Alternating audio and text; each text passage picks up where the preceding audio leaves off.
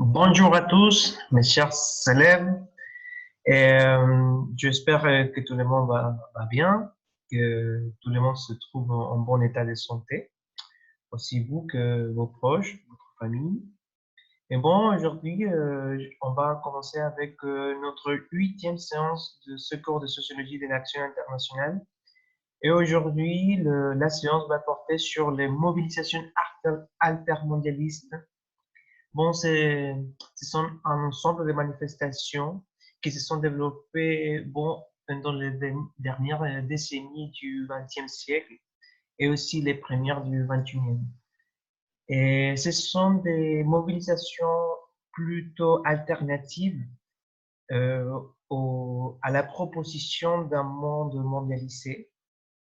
Et ces manifestations sont issues plutôt de la société civile que des institutions officielles ou des gouvernements.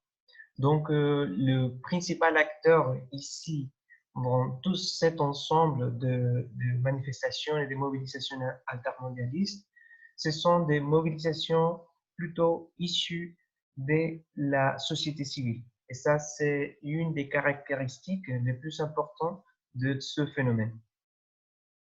Mais ça ne veut pas dire que la société civile va être l'unique acteur.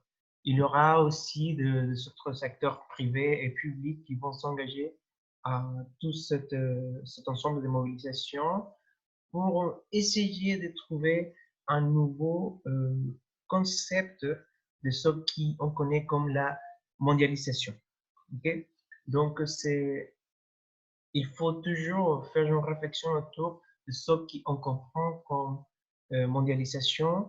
Qu'est-ce que c'est la mondialisation? D'où vient la mobilisation? Quelle est sa jeunesse en fait? Et à partir de ça, on pourra définir ce qui est l'altermondialisme. Okay? Et aussi, il existe un autre courant qui se trouve entre ces deux idées, la mondialisation et l'altermondialisation, c'est l'antimondialisme. Mais ça fait partie d'une période de transition entre ce qui est la mondialisation et l'altermondialisation comme une réaction à ce phénomène mondial et que finalement est devenu dans une, dans une évolution. C'est une évolution de ce qu'on comprend comme la mondialisation elle-même, mais cet processus a eu beaucoup de critiques, de, de, de, de réconsidérations, de reconceptualisations pour concevoir à la fin une nouvelle manière de comprendre l'ordre mondial. Donc, pour commencer, il faut toujours savoir que la mondialisation, c'est un phénomène, ça c'est un peu contradictoire, c'est historiquement récent. Parce que, bon, la mondialisation c'est bien, c'est un phénomène récent, mais sa jeunesse est historique. Donc, un des principaux éléments de changement de ce nouveau siècle, c'est la mondialisation. Et la mondialisation, c'est en fait un processus contemporain de relations économiques internationales où la mondialisation des marchés et l'ouverture commerciale. Donc, la principale caractéristique de ce phénomène de mondialisation, c'est plutôt économique. Mais la mondialisation aussi se caractérise par l'élargissement des acteurs, le transnationalisme aussi, l'interdépendance elle-même, et aussi la présence des technologies de l'information et des communications, et aussi l'élargissement des flux financiers, l'avancement des moyens de transport, etc. Alors, la mondialisation est tout à fait un phénomène historique en cours, parce que c'est quelque chose qui continue jusqu'à nos jours, qui consiste dans une augmentation accélérée des relations d'interdépendance entre les activités, les acteurs, les structures et les processus des différentes parties de la planète. Et bon, ce phénomène engendre aussi des actions, des réactions dans des domaines tels que l'économie, la politique, la technologie, la culture, les médias, le droit et aussi l'environnement, entre autres. Donc, c'est un sujet qui est polyvalent. Il y a beaucoup de domaines qui sont touchés par ce processus, même nos vies. Et donc, c'est un phénomène qui personne ne peut s'échapper. Mais comme je vous disais, la mondialisation, c'est un phénomène historique, mais on peut penser tout de suite à la pensée d'Emmanuel Wallenstein. C'est un politicien américain qui a développé bon, le concept de système mundi, au système monde. C'est un de son principaux ouvrages. Mais il propose que la mondialisation est née en même temps que l'État apparaît dans le système international, c'est-à-dire au moment que l'État se conforme comme État moderne, pendant le XVIe siècle, c'est le même moment où commence ce processus de mondialisation. Il pense que l'État au sein de l'économie monde produit par le développement du capitalisme marchand. Donc, l'État, c'est le résultat de ce processus de conformation de l'État. Donc, l'État et la mondialisation, ce sont deux choses qui sont inhérentes.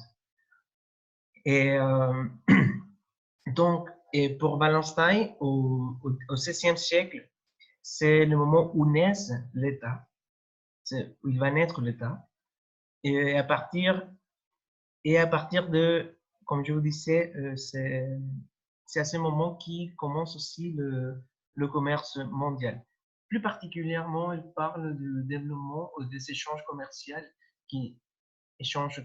qui existaient entre la Grande-Bretagne et aussi la France dans le canal de la Manche.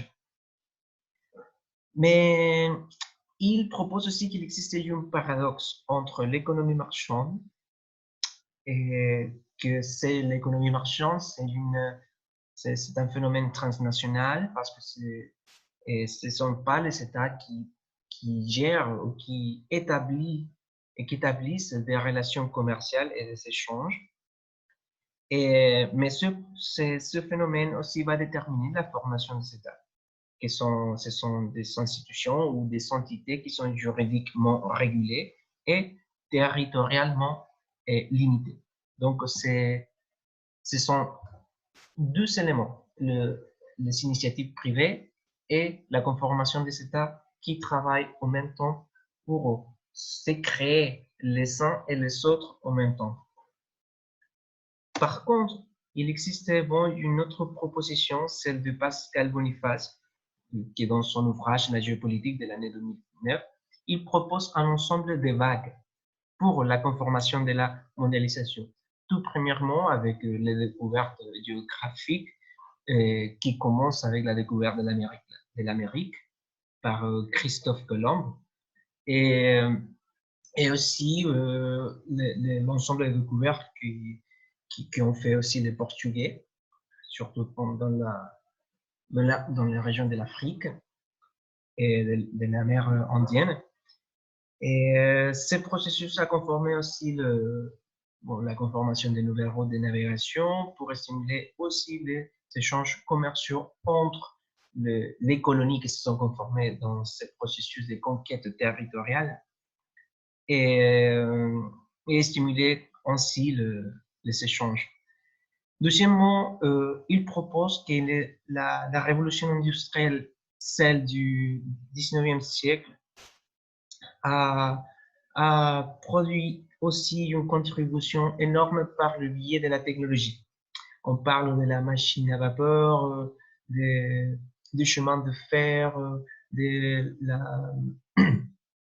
le développement de, de, de, de moteurs à combustion interne pour la création des automobiles, aussi le développement de la médecine et les avancements au niveau des technologies de communication, le télégraphe, le téléphone, etc., qui ont permis aussi une interconnexion entre différentes régions de la planète au niveau international et aussi au niveau national.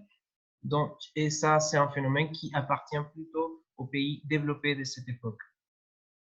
Et troisièmement, il existait d'une troisième vague, c'est la vague de libéralisation des échanges, des investissements et l'augmentation des flux des capitaux. On parle plutôt de la deuxième moitié du XXe siècle dans ce processus historique qui se connaît comme la révolution libérale, qui a été, où vous trouvez le cas de Margaret Thatcher et aussi la période du gouvernement de Ronald Reagan qui ont stimulé et ont suscité l'ouverture des frontières pour laisser passer et laisser faire les différents investissements étrangers issus des pays développés vers les pays en voie de développement. Donc, ce fait a produit une relation d'interdépendance entre les différentes nations de la planète et dans la deuxième moitié du XXe siècle et aussi dans le contexte de la guerre froide, où il existait une polarisation des différents acteurs du système international. Et c'est le monde, si bien qu'il était interconnecté, le monde était divisé aussi idéologiquement. Donc ça avait un effet de division entre deux secteurs idéologiques des différents secteurs du système international. Mais aujourd'hui, il propose aussi cette quatrième vague, que c'est l'implosion de l'Union soviétique que finalement c'est le chouement ou la chute du bloc soviétique. Ça signifie le triomphe d'Occident sur Orient. Ça signifie aussi le triomphe du modèle américain et européen libéral qui a stimulé fortement le développement de ce phénomène de la mondialisation. Mais aussi, il faut considérer le facteur des technologies de l'information et de la communication qui ont apporté, des canaux de communication entre autres secteurs, et plutôt, je parle de la société civile, qui, par le biais de ces technologies, ils sont conformés de nouveaux réseaux de communication.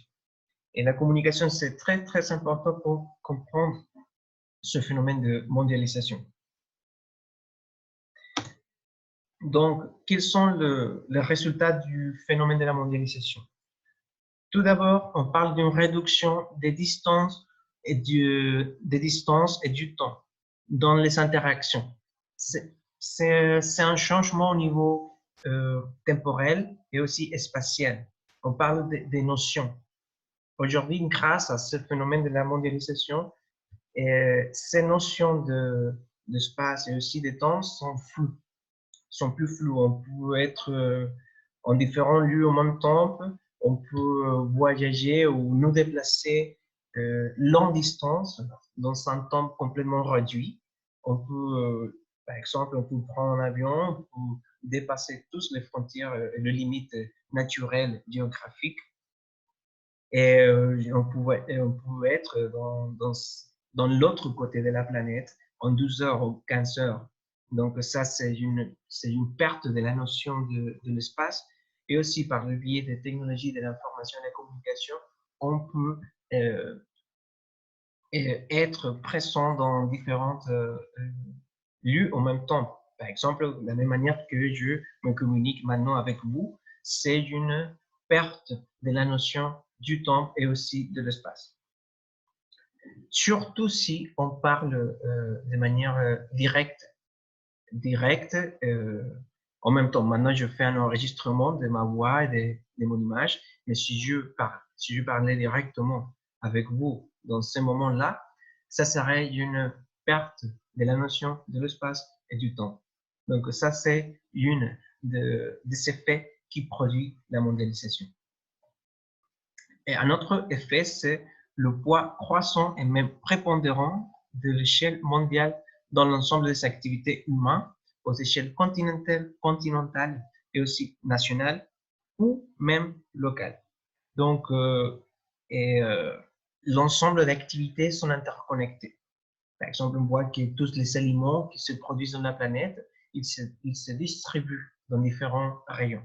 Par exemple, les avocats qui se produisent en Afrique, les avocats qui se produisent au Pérou, dans le Chili ou dans les Caraïbes, ce sont des produits qui vont être destinés à la consommation d'autres régions. Ça se passe aussi, par exemple, vous pensez dans le cacao, que c'est produit dans différentes régions de la planète, mais l'endroit où va être consommé et transformé aussi, et c'est plutôt les pays développés. Ici, j'ai construit ce chemin qui me permettra de vous expliquer quelles sont les différentes sphères qui touchent la mondialisation. Premièrement, on peut parler de la mondialisation comme un phénomène historique récent. Ça, j'ai déjà dit ça. Mais ici, on peut dire que le phénomène de la mondialisation, c'est un phénomène, au début, c'est un phénomène 100% économique, qui parle surtout des échanges commerciaux au niveau international. Mais ce phénomène ou cette activité mondialiste des échanges commerciaux a un effet par défaut, que c'est par défaut un effet au niveau politique, parce qu'il faut administrer, il faut contrôler ces échanges, et ces contrôles se produisent à partir de l'activité politique. Il faut faire le processus décisionnel de ces échanges, de comment quelles vont être les normes qui vont contrôler ces échanges. Ce sont des décisions politiques et qui conforment des décisions au niveau juridique. Je parle plutôt du droit international. Par exemple, je peux faire mention du GATT, du General Agreement of Trade and Taxes. C'est un accord entre différentes nations de la planète pour établir des normes pour stimuler les échanges dans égalité des conditions. Mais ce sont des décisions politiques. Aussi, on peut parler que par défaut, la mondialisation a des effets sociaux, qui a des effets culturels et qui a aussi des effets géographiques, parce que c'est les limites naturelles, les limites politiques sont complètement dépassées. Et sur le plan culturel, il faut dire que la mondialisation entraîne la disparition des langues et des cultures aussi, et l'apparition d'une culture, on trouve maintenant l'apparition d'une culture commune dans les sports, par exemple, tout le monde, on peut penser dans le football, on peut penser dans le tennis. Bon, c'est pour nous ou pour vous, vous êtes des Européens, ce sont des sports qui sont plutôt normaux, hein, mais pour d'autres régions, par exemple comme Orient ou en Chine ou dans d'autres pays où il n'existait pas une culture occidentale, le football, c'est pas quelque chose de normal. C'est une réception de ce type de manifestation sportive. On peut voir un autre fait culturel au niveau des langues. l'anglais s'impose comme la langue officielle du monde. Si on veut voyager et découvrir le monde ou au niveau des relations internationales, il existe une langue officielle. Et ça, aujourd'hui, c'est l'anglais. Mais par contre, au 19e siècle, il faut savoir que avant, c'était le français.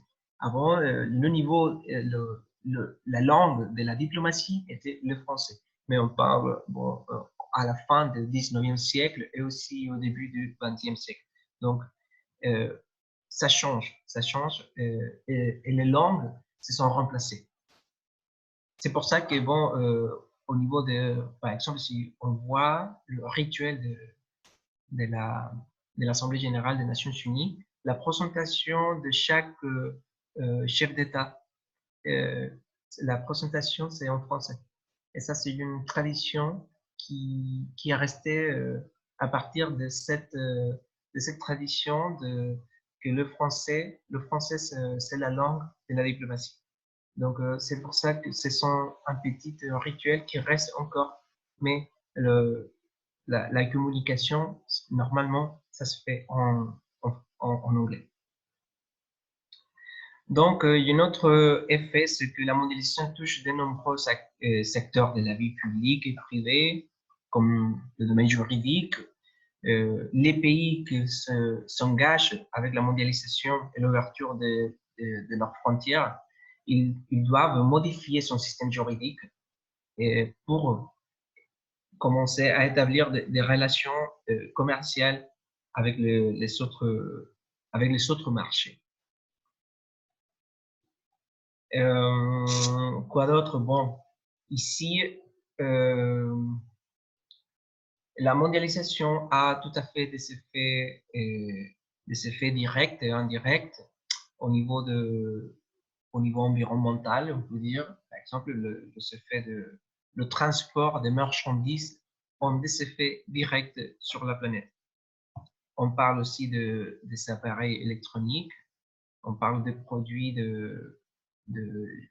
des produits spécifiques qui se produisent dans une région et qui doivent être déplacés dans une autre. Ça produit des effets environnementaux et ça, c'est une question et une réalité qui n'a pas été libre des critiques. Bon, mais bon, je vous disais que bon, ce processus de mondialisation, c'est un phénomène historique et contemporain et aussi un phénomène récent. Mais la mondialisation a aussi un composant énorme de la logique économique capitaliste et aussi libérale. Il n'existait pas une mondialisation socialiste, on pourrait dire. Il n'existait pas une mondialisation encore, hein, il n'existait pas encore une mondialisation alternative. La mondialisation a un fort composant capitaliste et aussi libéral. Et, et les pays ou les entités qui ne font pas partie de cette logique capitaliste et libérale, on voit qu'ils normalement restent dehors de ce phénomène. Par exemple, on peut dire que la Bolivie, par exemple, ne fait pas partie tout à fait d'un monde mondialisé. On peut dire aussi que Cuba, qui a un autre système alternatif à celui du capitalisme libéral, ne fait pas partie aussi de la mondialisation. Donc, pour faire partie aujourd'hui et pendant les dernières années de ce phénomène de la mondialisation, il faut parler toujours de systèmes, des entités, des pays qui suivent la logique capitaliste libérale. Ça signifie la suppression des barrières qui limitent les échanges et que ces suppressions des barrières sont imposées par l'État. Et comme on parle aussi d'un système capitaliste libéral qui définit la mondialisation, il faut toujours penser à le leadership qui a l'Europe et les États-Unis par rapport à cette logique capitaliste libérale. Donc la mondialisation a un fort élément occidental qui la définissent. Donc les autres pays qui appartiennent à autre région de la planète, au moment de s'engager à la mondialisation, ils essayent de faire une résistance à s'engager dans ce système parce que c'est un système plutôt occidental et qui ne représente pas forcément les intérêts d'autres civilisations, d'autres cultures. Donc ça, ce sont les principales caractéristiques de ce phénomène. Donc, quelle serait la genèse de l'antimondialisme et l'altermondialisme? Bon, l'antimondialisme, bon, c'est la opposition à ce processus de mondialisation et évidemment, l'altermondialisme, c'est une autre manière de comprendre ce phénomène. Donc, l'altermondialisme, on peut trouver ses origines qui remontent aux années 90. Et on peut considérer, bon, il y a certains auteurs qui considèrent l'apparition de l'armée sabbatiste de libération nationale en janvier de 1994 comme un fait qui a produit aussi l'apparition de ces courants altermondialistes. Mais ce sont des manifestations, à mon avis, antimondialistes. On ne parle pas encore ici dans un processus altermondialiste parce qu'il n'existe pas une proposition alternative à celle qui existe aujourd'hui ou celle qui existait à cette époque-là. Aussi, on peut considérer la chute du mur de Berlin qui était le symbole de la guerre froide.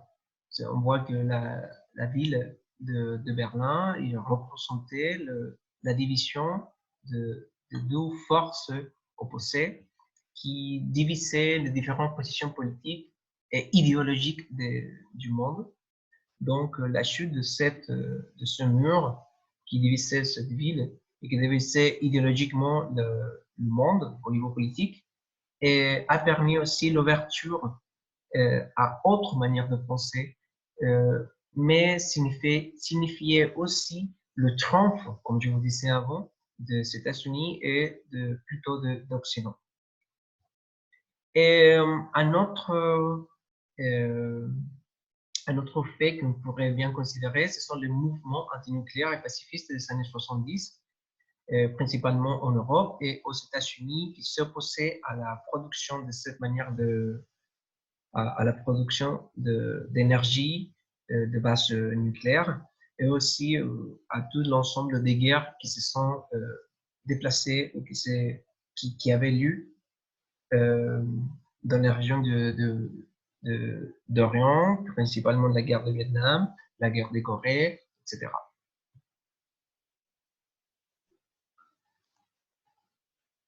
Alors, un autre élément, c'est la chute ou c'est la fin de l'Union des républiques socialistes soviétiques qui a marqué la fin de la guerre froide et aussi le triomphe des forces occidentales contre le bloc soviétique.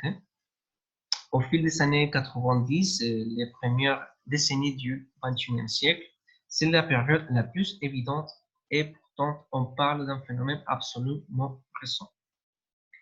Il faut savoir que bon, la chute de l'Union des républiques socialistes soviétiques, c'est dû à cause de la conformation d'un ensemble de réformes économiques.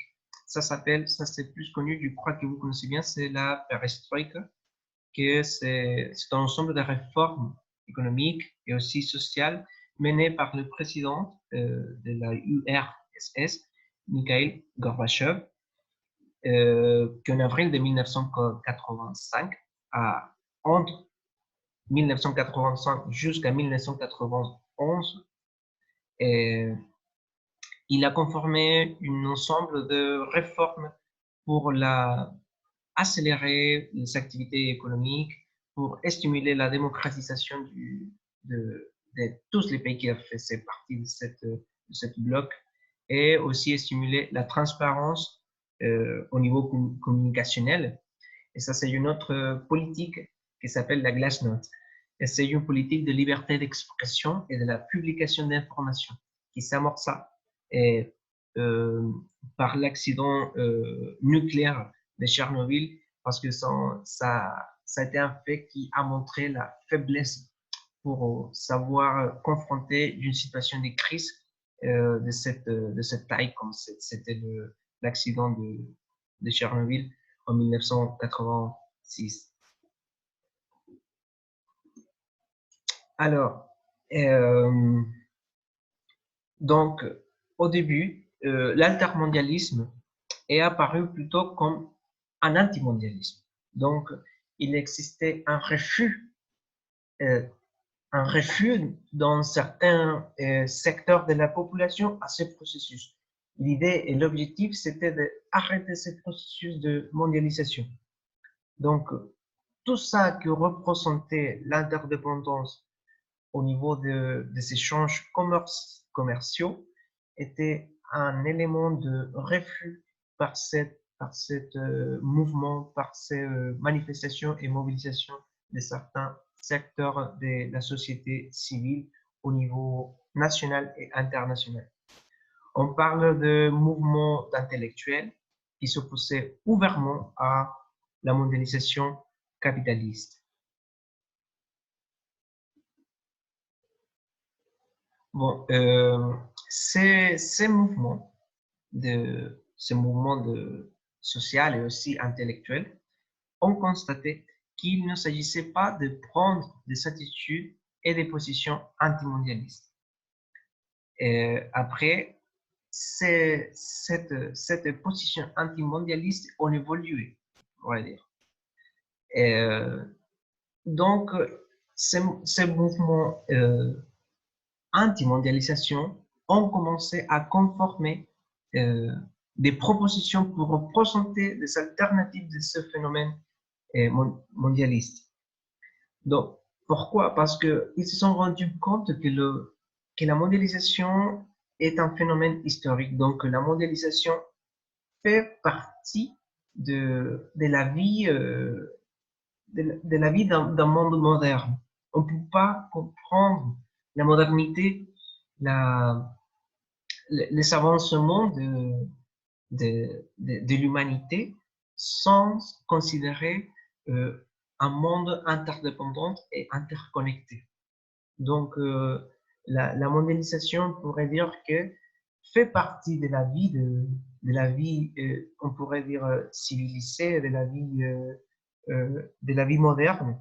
On ne peut pas comprendre la mondialisation euh, sans, en laissant de côté la modernité. Donc, la modernité est aussi inhérente à la mondialisation. Le monde est tellement interdépendant que une région a complètement besoin d'une autre région pour développer, ses activités, pour développer sa politique et aussi, surtout, son économie.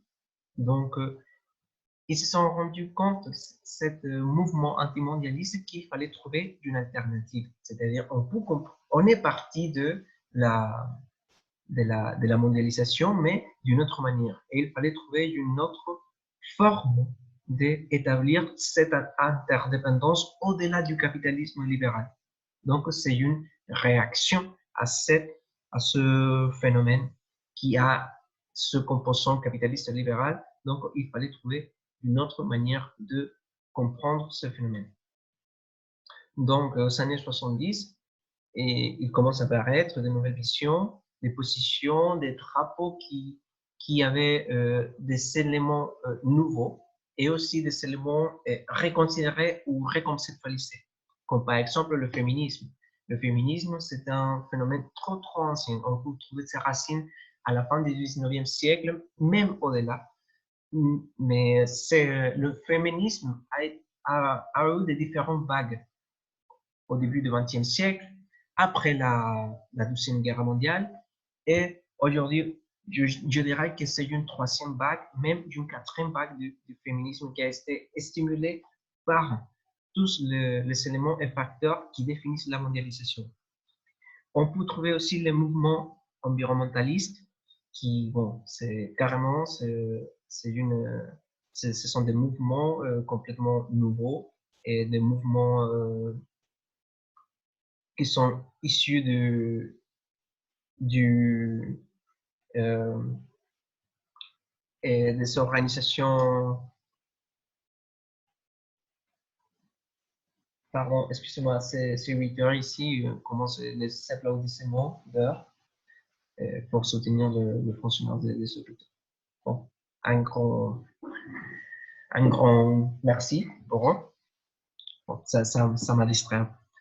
Je continue. Bon, les mouvements environnementalistes, comme je vous disais, ce sont des mouvements qui ont commencé à développer une critique de la forme comme on fait fonctionner l'économie et tous les effets qui a la mondialisation au niveau environnemental. On voit que au niveau des productions des marchandises, de tout ce qui sont des biens des biens de consommation, ont de profonds effets sur l'écologie et l'environnement de notre planète dans une escale globale. Donc, on voit qu'il y aura une conformation d'organisations, et principalement des organisations non gouvernementales, qui vont réagir pour trouver une réponse à ces effets de la mondialisation. On peut trouver par exemple aussi les mouvements des sans-deniers, ce sont des mobilisations assembléistes qui ont commencé à développer une réflexion, une ré-réflexion par rapport à, à la manière de laquelle on conçoit l'économie de nos jours. Un autre mouvement qui est très contemporain, c'est le mouvement des Gilets jaunes, qui sont des mouvements qui n'ont pas une structure, une hiérarchie déterminée, mais qui se comportent aussi comme une réponse à la manière dont, à une réponse à l'ordre établi au niveau économique et politique et qui finalement, cet ordre ne représente pas une réponse positive aux besoins des sociétés du monde. Donc, c'est une réaction complètement nouvelle qui, qui n'a qui n'a pas, qui n'a pas un précédent, parce que ce sont des mouvements qui met en question la manière de laquelle se gère et s'administre le pouvoir, de laquelle s'administre l'économie, les effets dans la santé des personnes, euh, la manière dans laquelle nous vivons, et que cette réalité de privilège pour une petite portion de la population de la planète, et ça représente un gros enjeu qui a conformé ce type de mouvement. Ainsi, la première, on peut identifier ici dans ce phénomène altermondialiste, on peut trouver trois périodes qui divisent ce phénomène en trois étapes. Donc, la première couvre les années de 1980 à 1989. À cet stade, lutte concentrée contre le Fonds monétaire international et aussi contre la Banque mondiale, principalement en Amérique du Sud, qui c'est un continent qui a subi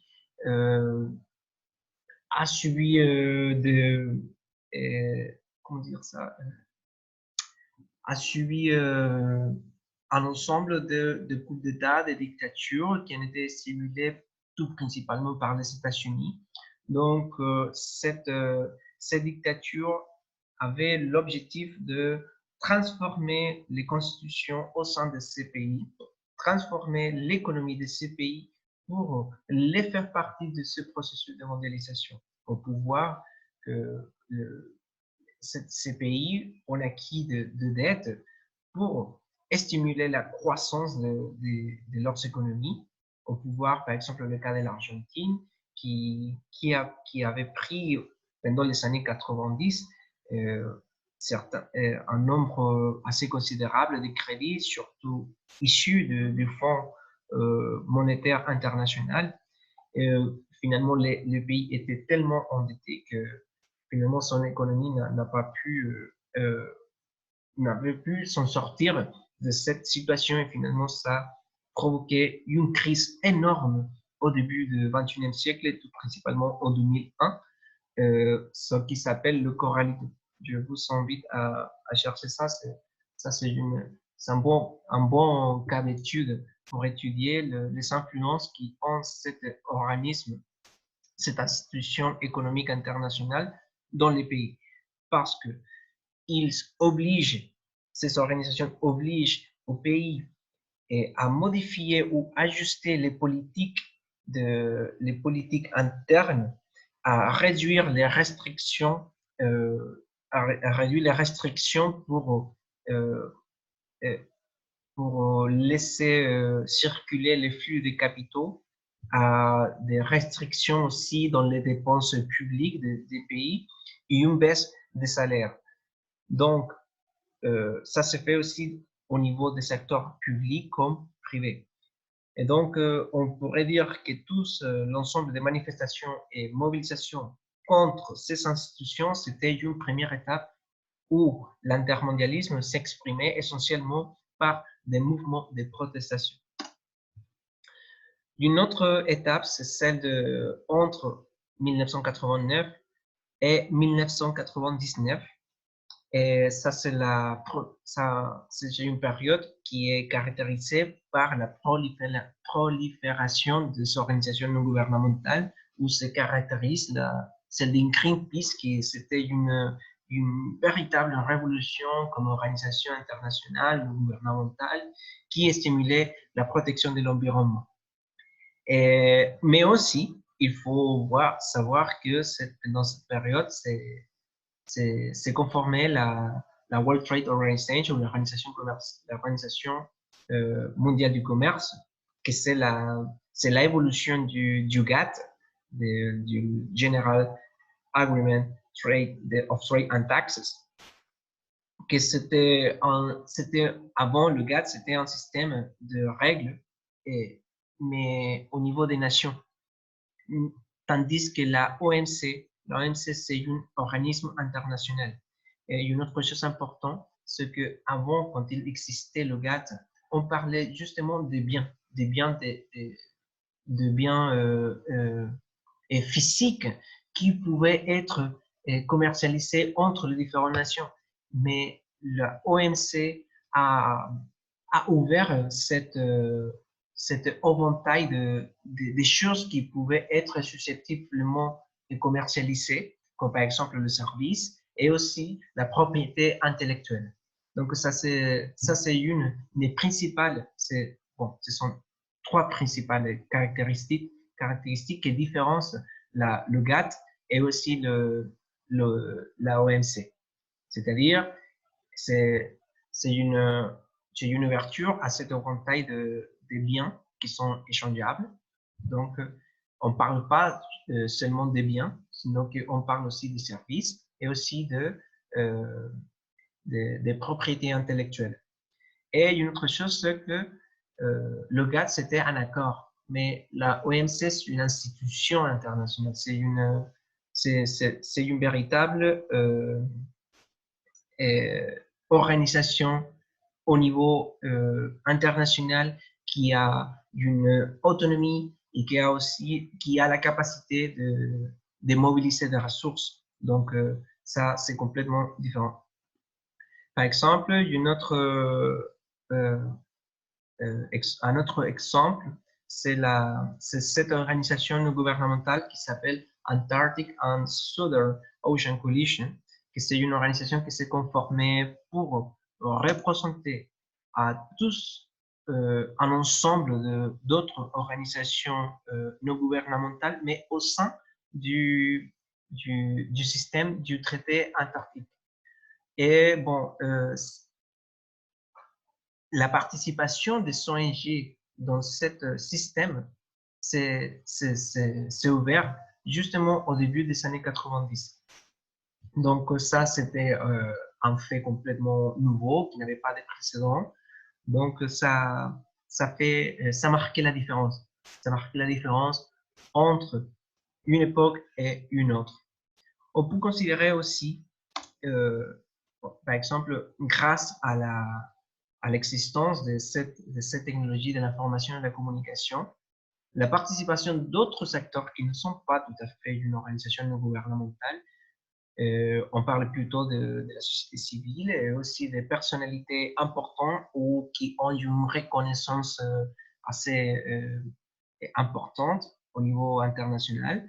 Bon, par exemple, ça a été la mobilisation de cet acteur Leonardo DiCaprio qui a mobilisé à la société civile pour exprimer son avis, pour protéger certaines aires de la mer Antarctique, pour la déclarer des serres protégées, où il est interdit la pêche des entreprises qui, de manière, bon, c'est pas que il existe un cadre normatif pour réguler et contrôler les quotas de pêche de chacune de ces entreprises, mais c'est très difficile de trouver un moyen de contrôle pour limiter les quotas de pêche de ces entreprises. Donc, la meilleure manière de protéger l'environnement, de protéger les ressources naturelles qui existent dans ce rayon, c'est avec une déclaration d'une aire protégée. Donc, la mobilisation de ces personnes par cette site d'Internet qui s'appelle Avaz, c'est une de, ces, de cette mobilisation au niveau international et qui représente aussi l'influence qu'il y a la technologie de l'information pour la mobilisation et la proteste aussi de la société civile par rapport à sujets qui sont super spécifiques comme celui-ci de l'Antarctique.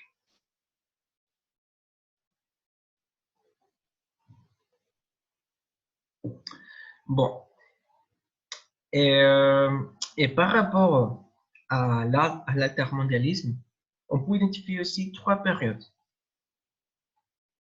qui sont super spécifiques. Le premier, c'est celui qui a commencé à partir de l'année 2001. Pardon, je me suis trompé. Et une troisième étape, parce que je vous ai déjà présenté deux. La troisième, c'est celle qui est plus contemporaine. On parle de l'année 2000-2001. On trouve cette troisième étape qui est, que nous pouvons l'appeler carrément comme une étape des forums sociaux. Donc, en 2001, à Porto Alegre, je peux vous raconter ça au Brésil, des organisations locales soutenues, des groupes soutenus par des groupes latino-américains, mais aussi des Européens, par exemple des groupes français, espagnols et italiens, ont organisé le Forum social mondial qui a réuni autour de 10 000 personnes, participants, 10 000 participants, qui ont généré un espace de réflexion, d'échange et de réunion de nombreux groupes, réseaux et organisations. Organisations telles que des mouvements autochtones, des mouvements indigènes, des mouvements de femmes, des ONG, des syndicats et aussi des nouveaux partis politiques avec des nouvelles idéologies au-delà des idéologies de droite ou de gauche. Ce sont de nouveaux partis qui ont une autre manière de penser. On parle s'il existe, bon, si on pense à la gauche et à la droite, on parle de deux options. Mais il existe des autres partis qui pensent dans une troisième option, même dans une quatrième option. C'est-à-dire qu'ils sont des organisations qui ont tout à fait une autre manière de concevoir la réalité et on parle tout à fait des idéologies qui on pourrait les appeler comme des idéologies postmodernistes, c'est-à-dire qu'elles refusent toutes les connaissances, toutes les propositions qui ont été produites dans un temps passé. Donc, c'est ça qu'on pourrait les appeler des mouvements postmodernistes. Mais bon, et dans cet espace du forum social, cet espace a explicitement posé depuis le début, dans la déclaration de Porto Alegre, rédigée par son Conseil international dans l'année 2001, qui était une plateforme théorique et idéologique pour exprimer la nécessité d'une recherche d'alternatives au néolibéralisme. Donc, cet événement se présente comme une alternative sociale au Forum économique mondial qui se déroule chaque année en janvier à Davos, en Suisse. Et l'éthique comme un déclencheur de l'intermondialisme, ça c'est carrément un facteur ou un facteur très important pour comprendre ce phénomène intermondialiste, parce que l'altermondialisme s'agissait d'établir de nouvelles relations entre le mouvement de la société par le biais des réseaux sociaux. Et les réseaux sociaux ont été la plateforme ou les canaux dans lesquels les sociétés et les différents mouvements ont pu se communiquer. Donc, l'Internet commence à faire ses premiers pas. Donc, cet outil de communication, ce système de communication permet l'organisation des personnes au niveau local, au niveau national, régional et aussi même intercontinental. Donc, à la fin du XXe siècle, les TICs sont devenus un outil de communication important pour de nombreux réseaux et groupes de citoyens. Donc, aujourd'hui, c'est vital, c'est essentiel pour comprendre les mouvements intermondialistes. Un exemple de ce mouvement intermondialiste, on peut considérer le mouvement des indignés, qui a été inspiré dans un ouvrage de ce monsieur Stéphane Hessel, un Français qui a été un ancien résistant, et que dans une sorte de manifeste, il a écrit cet ouvrage qui s'appelle Indignez-vous. Je vous ai laissé une copie de ce manifeste sur Trello pour votre lecture. Et bon, en lieu de que les Français avaient réagi à cette manifeste, c'était plutôt les Espagnols qui ont réagi de manière plus active ou d'une manière plus énergique à ce manifeste, parce que c'était la base théorique du mouvement des indignés.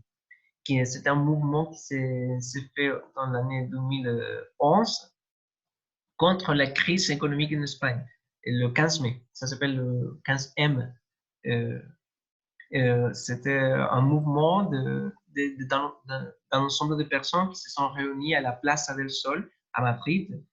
Mais c'était juste un petit groupe, mais la légitimité de son mouvement et l'innovation de l'ordre du monde, et ça a permis de recevoir beaucoup de soutien, tout en commençant pour l'Espagne elle-même, en conformant un mouvement national, mais aussi ces mouvements à eux de ce fait international.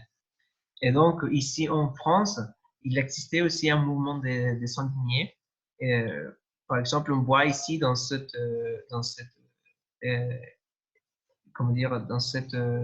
panneau de proteste qui fait un appel aux Français à se manifester comme pour s'unir aussi dans ce mouvement des indignés, et qui parle aussi où il existe des mobilisations, par exemple, on fait mention de la Tunisie, d'Égypte, de Libye, des Bahreïn, de la Syrie, aussi d'Espagne.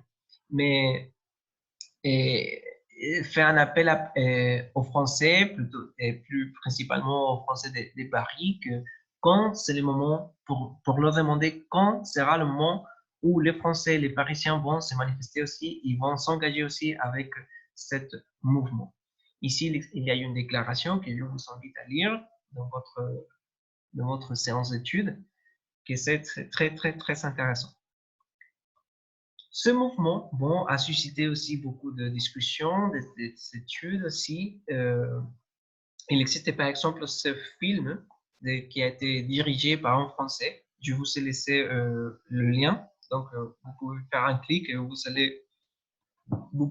pourrez voir le film tout de suite. C'est un film qui exprime ce qui a signifié ce mouvement pour certaines personnalités, pour certaines personnes. Donc, c'est quelque chose de super intéressant à regarder. Mais bon, le mouvement des Sans-Indignés couvre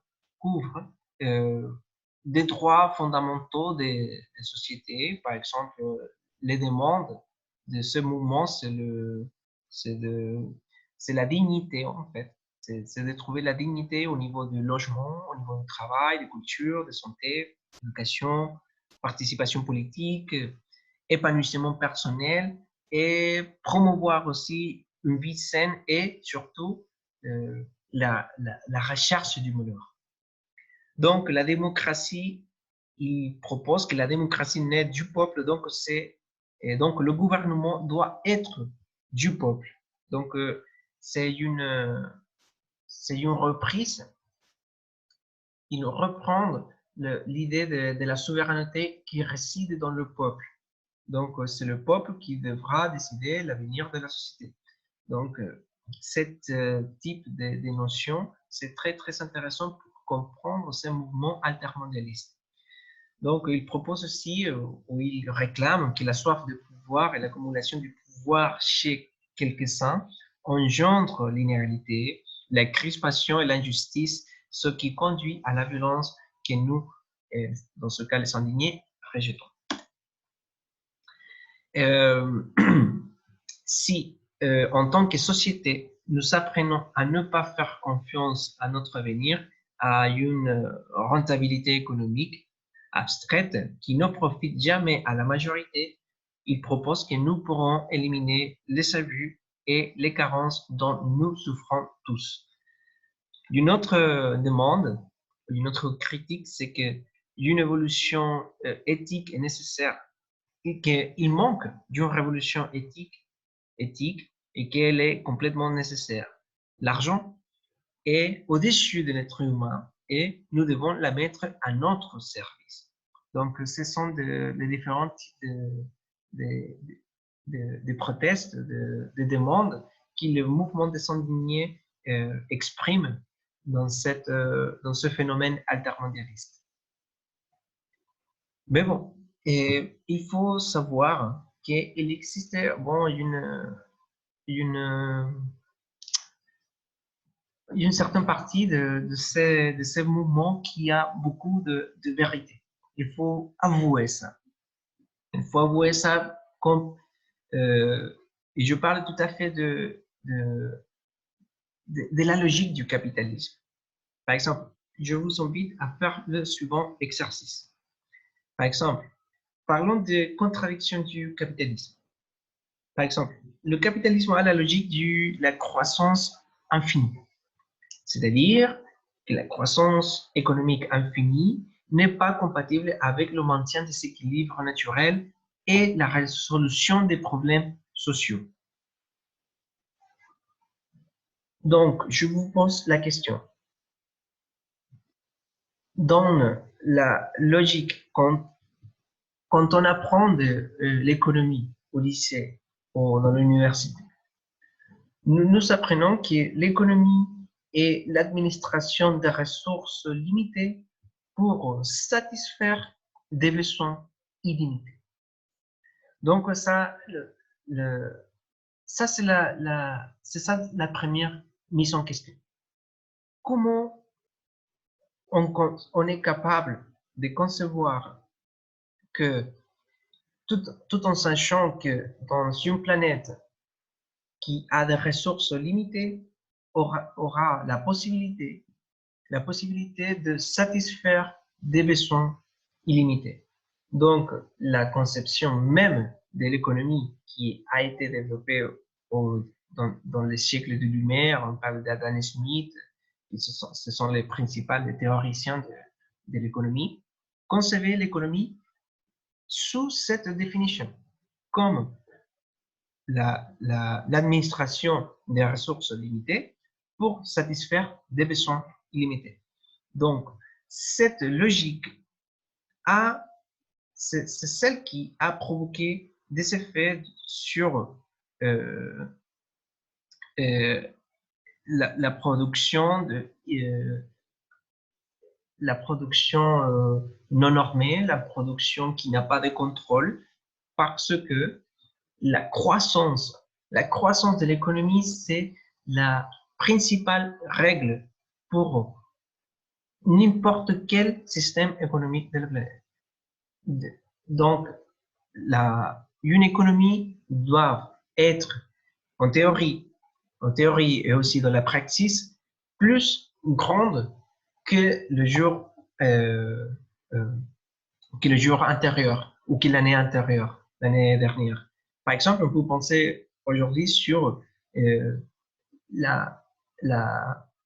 l'incapacité des gouvernements pour prendre des décisions pour faire face au coronavirus. Parce que le coronavirus aura un effet dans l'économie du pays.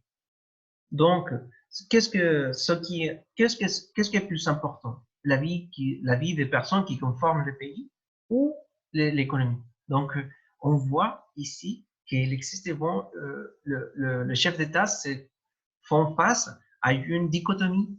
Que je ne sais pas si je dois sauver les personnes ou je dois sauver l'économie. Parce que si je ne sauve pas l'économie, je ne pourrai pas sauver les personnes. Mais si je ne sauve pas les personnes, comment je vais sauver l'économie? Donc ça, c'est ce type de logique ou de dichotomie qui confrontent aujourd'hui les chefs d'État et qui sont évidemment pressionnés par les groupes d'intérêt au niveau économique qui ont des influences dans la prise de décision pour faire face à cette crise sanitaire du coronavirus. Donc, la croissance, ça, c'est le dieu. C'est le dieu de l'économie. S'il n'y a pas de croissance, bon, ça c'est la crise et il n'y aura pas de succès économique et les pays ne pourront plus se développer. Donc, quelle serait une réponse à cette logique? Bon, ça c'est la décroissance. Et Serge Latouche, c'est un de ses principaux expositeurs. Il a développé cette logique de la décroissance comme une réponse à cette logique de croissance infinie du capitalisme, des économies capitalistes. Donc, il fait un appel à la limite de croissance. C'est-à-dire que c'est bien qu'une économie, s'accroître, d'une économie qui a une croissance, mais cette croissance doit être limitée. Parce qu'il n'existait pas des ressources illimitées pour soutenir des économies, des besoins illimités. Il fait une reconsidération de cette notion d'économie où il existe des ressources limitées pour satisfaire des besoins limités. Donc, s'il existe des ressources limitées, la consommation doit être limitée, la croissance doit être limitée, tous les domaines de l'économie doivent être limités. Donc, elle ressent la critique de l'accumulation, que la croissance, les économies sont fondées sur l'accumulation des richesses, que si une économie de croissance essaye de devenir durable ou soutenable, elle demeure dévoreuse du bien-être quand même, parce que si on peut, c'est d'une économie verte qui essaye toujours d'avoir une croissance infinie, ça sert à rien parce que c'est une économie qui essaye d'être plus grande chaque jour, chaque année, chaque période économique. Donc, c'est une logique qui est contradictoire. Donc, pour lui, c'est la décroissance qu'il faut travailler. Et, alors, bon, quelle est la question de cette truc de la décroissance? Que le bien-être et le développement ne dépendent pas de la croissance infinie de la production et de la consommation des biens. Qu'il y a une limite à la croissance, comme je vous disais avant, et qu'il existe aussi une notion du bonheur imposé. Parce que il faut, quand on parle de l'économie, il faut toujours parler de ce qui nous faisons pour faire fonctionner l'économie. On parle toujours, par exemple, de ce qu'on appelle le bonheur. Qu'est-ce que c'est le bonheur? Parce que tout le monde essaie de trouver le bonheur par le biais du développement économique. Donc, il existe une notion imposée et occidentale de ce qui est le bonheur, c'est-à-dire avoir une grande maison, avoir 2 ou 3 voitures, avoir des choses, des biens, des services, de voyager, d'avoir de longues vacances, de prendre l'avion, de consommer, consommer, consommer, consommer. Ça, c'est le bonheur. C'est ça que ce sont les types de questions qui se posent en fait Serge Latouche. L'escargot, c'est le symbole de cette type de cette pensée parce que l'escargot, par exemple, si on regarde sa coque, j'ai déjà vous expliqué cet exemple avant, mais je vais faire encore une fois. Les spirales de croissance de cet escargot a une limite, il s'arrête dans un moment donné. Cette croissance est limitée dans un moment spécifique parce que c'est la croissance de cette spirale est exponentielle, c'est-à-dire que si elle continue sa courbe, c'est comme le coronavirus, c'est exponentiel. La coque sera tellement grande que l'escargot sera biologiquement incapable de la soutenir. Donc, pour l'existence, même pour la capacité biologique qui a l'escargot, il limite la croissance de sa coque et cette coque, ça a une taille déterminée et qui lui permet de vivre bien. Donc, ça, c'est la logique de la décroissance. Bon, je suis déjà presque à la fin. Par rapport à la politique de décroissance, on voit qu'il y aura toujours de nouvelles valeurs. Par exemple, la valeur pour établir des mesures et des limitations à la consommation et à la croissance de chaque individu, de chaque société, de chaque pays et aussi du monde. Donc, il y aura aussi, il propose aussi que les biens qui se produisent dans les différentes économies doivent être distribués d'une meilleure manière pour que une grande partie de la population puisse accéder à ces biens, à ces services qui sont élémentaires pour l'existence et la pérennité de la vie en dignité aussi dans une standard minimal. Donc, tandis qu'une personne a beaucoup de ressources, qui a beaucoup de biens, qui a accès à beaucoup de services, ça permet aussi l'existence de personnes qui n'ont pas accès à ces biens, à ces services, à ce type de qualité de vie. Et la décroissance permettra aussi la préservation de l'environnement. Parce que comme la consommation, la croissance est limitée, ça aura un effet, ça permettra d'une préservation des écosystèmes Et on peut penser tout à fait dans les effets qu'il y a eu cette crise du coronavirus sur l'environnement. Il y a eu beaucoup de nouvelles, puis je crois que vous connaissez bien que les réductions des gaz à effet de serre est complètement réduite, surtout dans la Chine, grâce à la à cette période de confinement dans différentes régions de la planète, que l'eau des plages, l'eau des fleuves commence à être plus transparent, plus propre. Donc, ça, on voit que dans cet petit exemple, dans cette crise que nous sommes en train de vivre, on trouve que les effets qu'il y a la société de consommation, qu'il y a l'économie, qu'il y a l'économie de croissance dans le monde elle-même.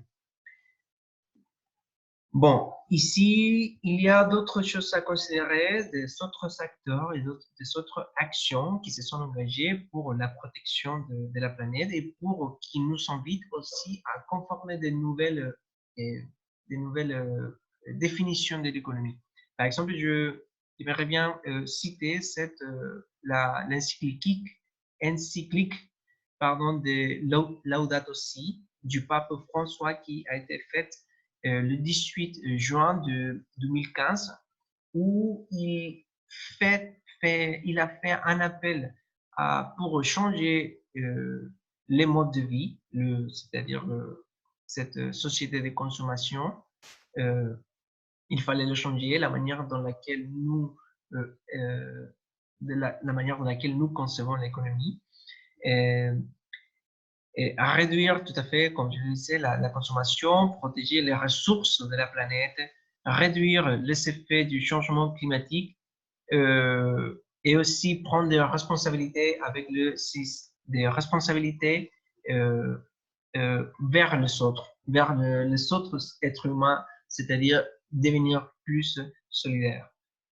Une autre chose à considérer aussi, c'est que dans la 21e conférence sur le changement climatique, qui s'est fait à Paris le 12 décembre 2015, où 195 pays ont arrivé à l'accord de réduire les émissions de gaz à effet de serre, de réduire les dépendances à l'égard des combustibles fossiles, c'est-à-dire de stimuler et d'accélérer la transition écologique d'éviter l'augmentation de la température à 2 degrés Celsius des eaux de la planète et de conserver la vie humaine, végétale et animale.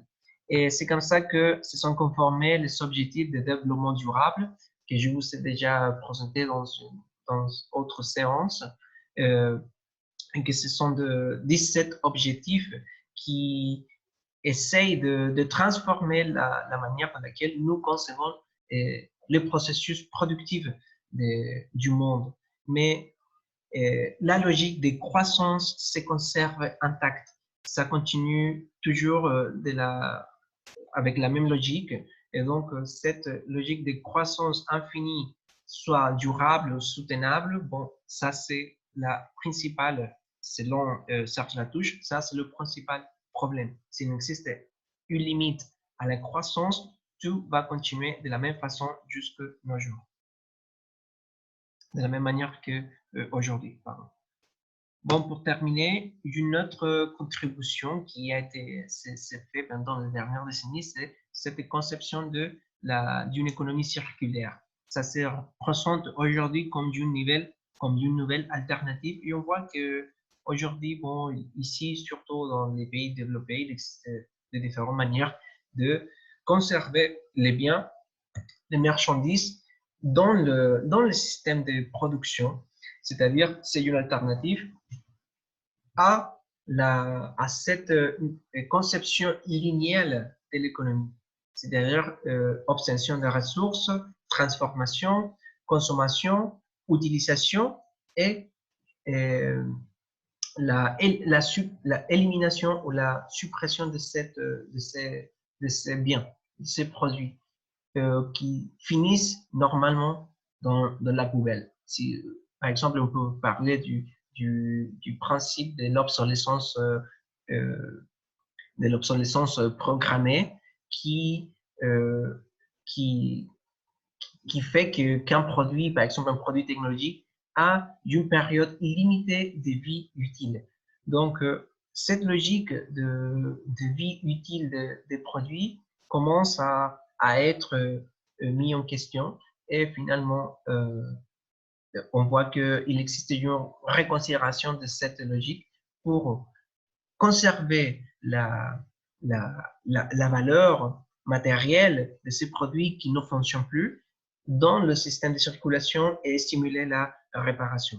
Donc ici, dans cette image, j'ai mis, je l'ai trouvé super intéressant pour vous parce que compose de sept principes ou piliers qui soutient l'économie circulaire et qui, évidemment, c'est une des nouvelles alternatives qui propose cet ensemble de logiques altermondialistes.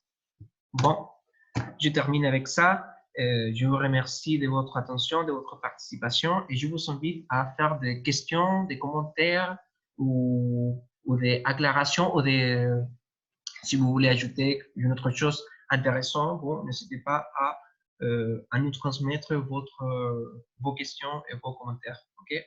Bon, je m'excuse encore une fois, pour, euh, pour le retard du téléchargement de cette vidéo. Et j'avoue que j'étais pas habitué à faire ce type de cours et j'ai dû me former un peu avec les logiciels que j'utilise maintenant pour faire cette vidéo. Et ça m'a pris un peu de temps, un peu de stress, mais ça va aller. Ça va aller. Et je suis déjà au courant. Je connais bien comment faire ça. Et bon, prochainement, je vais vous envoyer la séance suivante et celle que je devais avoir mis la semaine dernière. Donc, bon, comptez sur moi et vous êtes toujours dans mes pensées. Euh, et bon, je vous souhaite une bonne continuation. Protégez-vous et protégez vos proches. Et on se verra la semaine prochaine. OK? Au revoir et merci beaucoup.